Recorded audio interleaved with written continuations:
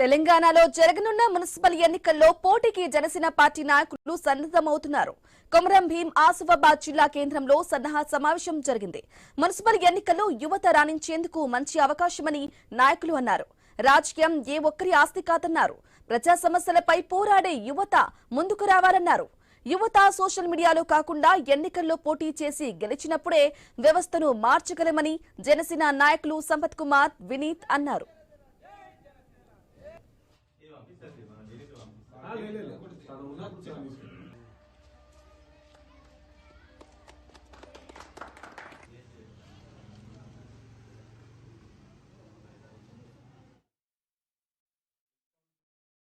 Corporate అక్కడ Hyderabad greater Hyderabad కే మనం పొత్తులు పాల్గొన్నాం. ఇప్పుడు నేరుగా మనం పోటీలో ఉంటున్నాం అనే విషయాన్ని 20 వార్డులలో కూడా జనసేన పోటీ చేస్తుందనే విషయాన్ని తెలియజేసుకుంటారు. మరీ ముఖ్యంగా జనసేన యువతకు ప్రాధాన్యత కల్పిస్తుంది. మీరందరూ రేపు ఇంతకుముందు సైనికులుగా పనిచేశారు, జనసేనకి ఇప్పుడు నాయకులుగా పనిచేసే అవకాశం వచ్చింది. దీన్ని మీరందరూ సద్వినియోగపరచుకోవాలి. ఆ విషయం చెప్పడం కోసం ఈరోజు జన సైనికులుగా మేము ఇక్కడికి రావడం జరిగింది.